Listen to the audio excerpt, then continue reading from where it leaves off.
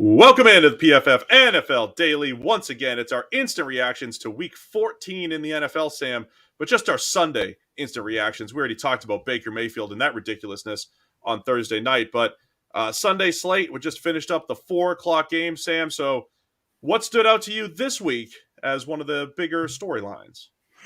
Yeah, well, the Detroit Lions proved that Vegas knew what they were talking about when they had them favored over the Minnesota Vikings. They won that, 34-23, and it wasn't as close as that final score. Detroit had that game pretty well in hand almost through the entirety. Minnesota's defense can't stop anybody right now. 5 straight games, I think, giving up 400 or more yards in total. They're being outscored yardage-wise in pretty much every game. They have a negative points differential again, despite being 10-3, and the Lions looked really good. And, the playoffs are still a long shot for them, but a team with a 6-7 record has made the postseason for the last 4 straight seasons, I think. Yeah, Lions looking really impressive offensively. Probably the best game of the season for Jared Goff. It started early with busted coverages from the Vikings, and it just didn't get much better. And really weird for the Vikings, too, because I don't think Kirk Cousins has had his best season. This was easily his best statistical game, though, and he played pretty well. But the rest of the team fell apart in this one. Every time the Vikings tried to get back into it with Cousins and Justin Jefferson leading the way, every time the defense ended up, unable to stop it. We saw a nice pass to Penei Sewell for a key first down the stretch as well. So the Lions, with the win, they moved to 6-7 and having a lot of fun while doing it. In the 4 o'clock hour, I think the biggest story has to be the San Francisco 49ers 35-7 over the Tampa Bay Bucks. Not just because they beat the Bucks, but how dominant the Niners were and how dominant they were with Brock Purdy at quarterback. It looked actually better than what they had with Jimmy Garoppolo, but just once again, Kyle Shanahan and company making things tick with that offense. Yeah, they just absolutely annihilated the Tampa Bay Buccaneers, 35-0 at one point. This was the only 2 times Tom Brady has ever been down 35 points in his career, both been with the Bucs this season right now and back when he was trailing badly to the Saints in 2020. But this, you have to keep reminding yourself on a weekly basis that this Tampa Bay team is still the most likely team to win the NFC South and host a playoff game against a presumably pretty decent playoff side, say Dallas, albeit, they had their own scare today. It's unbelievable how bad this Buccaneers team looks. And this was a game where the defense couldn't hold up its end of the bargain as well. And the whole thing just fell down around themselves. Yeah, Niners defense was just incredible from start to finish. And Bucks, once again, basically anytime they do something good, there's a penalty on the play. So 35-7, as you said, a beatdown that was probably even worse than that. Kansas City Chiefs survived against the Denver Broncos, 34-28. Chiefs were up 27-0 at one point. That seems, 3-0 felt insurmountable to this year's Broncos, but Patrick Mahomes ends up with 3 interceptions. He has one of the plays of the season. One of his usually, he just flips it up to Jerick McKinnon. Incredible. Yeah, multiple incredible plays from Mahomes. The first one, though, we've never seen anything like that one again. 3 interceptions to just kind of keep Denver in it, but Kansas City holds on, in a key game as they're, still battling for that number 1 overall seed. Yeah, it was such a weird game. Whatever about 3-0, that was a little bit kind of, facetious, but 13-0 genuinely felt like, okay, that's the game done. It doesn't really matter if Kansas City scores again from this point on. Denver is not winning this game. And then all of a sudden it became Denver got right back into it in a couple of weird, quick scores. And all of a sudden we're talking about a completely different game. And then Russ gets himself knocked out of the game, almost literally, I think. Brett Rippon comes in, throws a touchdown, and the game sort of bounces back between being done again and actually Denver's back in it. All right, nah, not quite. Denver finally figured out how to score, and it didn't matter because their defense just could not cope with Patrick Mahomes. DraftKings Sportsbook, an official sports betting partner of the NFL, is my go-to when betting on the NFL this holiday season. Right now, new customers can bet just $5 on any NFL team to win their game and get $150 in free bets if they do. Check it out. Right now, everyone can earn up to 100% boost with DraftKings stepped-up same-game parlays. Go to DraftKings Sportsbook app, place a same-game parlay, and combine multiple bets, like which team will win, player props, point totals, and more. The more legs you add, the bigger the boost, the bigger your shot to win big. So download the DraftKings Sportsbook app now. Use promo code PFF. Place a $5 bet on any NFL team to win their game and get $150 in free bets if they do. Only at DraftKings Sportsbook with the code PFF. Minimum age and eligibility restrictions apply. See show notes for details. Another story, Sam, of much like the Lions, the Jacksonville Jaguars. They're 5-8, becoming one of the most exciting 5-8 teams in the NFL.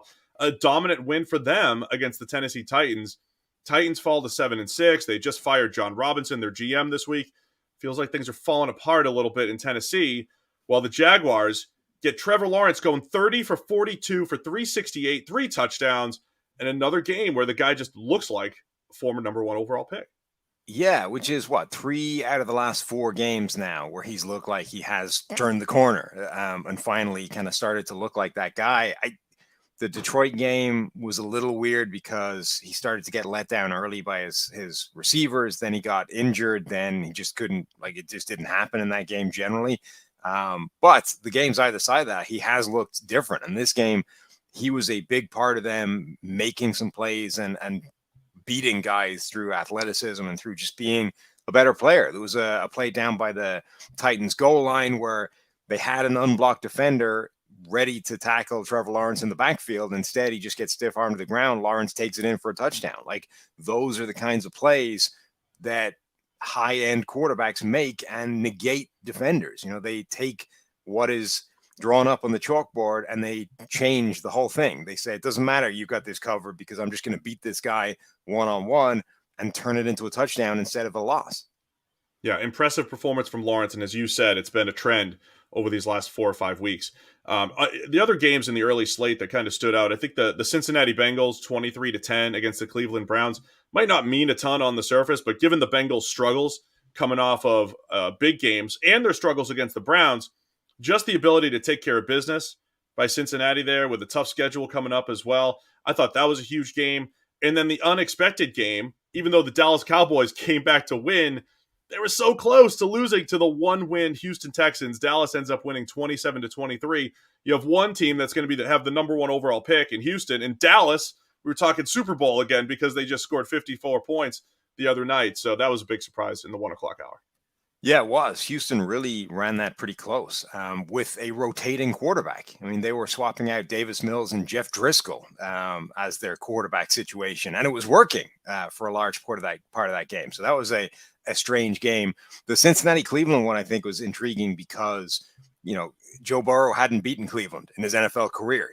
The Browns had won 5 straight against Cincinnati, and it felt more like random results than it did like a serious advantage that they have. And this game showed that is the case. Like DJ Reader was back to his best, helping Cincinnati shut down that Cleveland run game. And without that, they just couldn't function the same way. Deshaun Watson still looks rusty, does not look back to his best. There were a couple of plays in there that were sort of vintage Deshaun Watson on the field, but also a bad interception. And he just didn't, again, look like himself. So I think you can still make the case that right now, Jacoby Brissett would be the better quarterback for them to win games this minute, even if that's the goal, even though, Brissett got brought in to be the short yardage quarterback and overthrew a guy on 4th and 1. So it's not like he was perfect either. Yeah, Browns fall to 5-8, and the Bengals are up to 9-4 now. I don't want to dismiss what the Philadelphia Eagles did against the New York Giants. The Eagles moved to 12-1, winning 48-22 against the Giants. Look, the Giants have made a good run this year. They're still very much in the playoff picture, but we've said a couple weeks ago, it's a really tough schedule, and let's see how real the Giants are. The Eagles with a statement game, once again, dominant in all phases, throwing the ball with A.J. Brown and Devontae Smith down the field, and then Miles Sanders on the ground. Yeah, the Eagles look like the best team in the NFC, I think, reasonably comfortably. Dallas struggled today. San Francisco didn't. They look great, but at some point, having Brock Purdy as your quarterback is likely to become an issue, particularly when you get into the playoffs. And then you have that awkwardness of, if Jimmy Garoppolo comes back, when do you make that transition back? And is Jimmy G really going to be 100% if and when he comes back? Because we've seen in the past that Jimmy G playing on 80% health is not anything like what he looks like when he's 100%. So that could be a very difficult water for them to have to navigate down the future. It's Philadelphia's conference to lose, and the only other teams like playing well either have a potential problem like San Francisco, or they're teams like Detroit and Washington who are like so far behind it's difficult to see how they beat a team like Philadelphia. And just want to touch on quickly the Bills 20-12 win over the New York Jets. Bills moved to 10-3. It was scoreless until just before the half, but the Bills, once again, they pulled away, and just made enough stops. And Mike White, still impressive in the loss because the dude just kept taking hits. He had to come out a couple times, but we'll have more on all of these games on the PFF NFL podcast. First thing, Monday morning, 7 a.m. We'll have the full breakdown. But for now, it's our PFF NFL Daily instant reactions for Week 14.